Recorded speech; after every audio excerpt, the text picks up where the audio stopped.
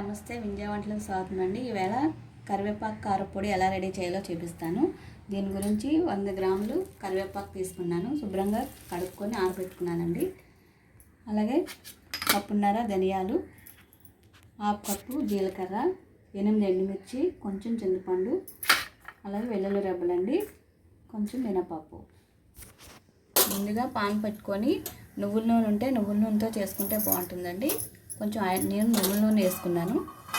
ఇప్పుడు ధనియాలు,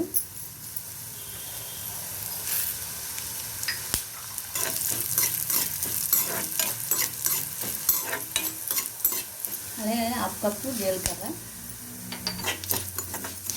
ఇవి దోరగా వేపుకోవాలండి. వేగాయండి. ఇప్పుడు ఒక ప్లేట్లో తీసుకుందాం. ఇప్పుడు అదే నూనెలో మినపప్పు, ఇది కూడా లైట్గా దోరగా వేపుదాం. చూడండి, మినపప్పుని ఇలా వేపుకున్నాను, తీసుకున్నానండి పక్కకి. అలాగే 8 మిరపకాయలు, నేను 8 తీసుకున్నానండి. మీకు కారం ఎక్కువ కావాలనుకుంటే ఇంకా ఎక్కువ తీసుకోవచ్చు. నాకు కారం తక్కువ కావాలని తీసుకున్నాను. ఎండుమిర్చి కూడా వేగిందండి, పక్కన పెట్టుకుందాం. అలా కొంచెం ఆయిల్ పోసుకొని ఇప్పుడు కరివేపాకును కూడా వేసుకుందాం.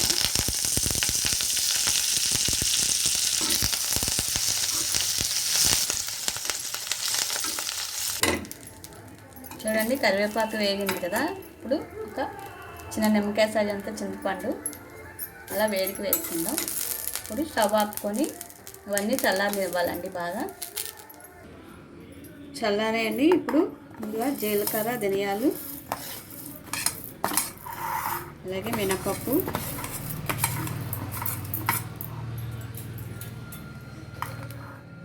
ఎండుమిర్చి వేసుకొని బాగా పౌడర్ ఆడుకోవాలి. ముందు చూడండి, ఇలా పౌడర్ ఆడుకున్నాం కదా. ఇప్పుడు వేపుకున్న కరివేపాకుని వేసుకుందాం.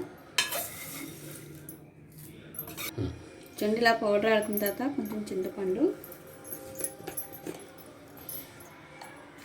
అలాగే రుచికి సరిపడగా సాల్ట్,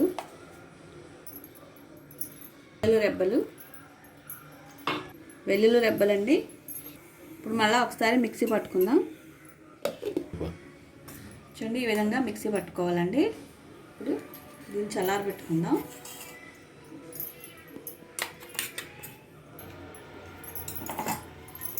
అంతేనండి, ఎంతో ఎమ్మీగా ఉండే కరివేపాకు కారపొడి రెడీ అయ్యిందండి.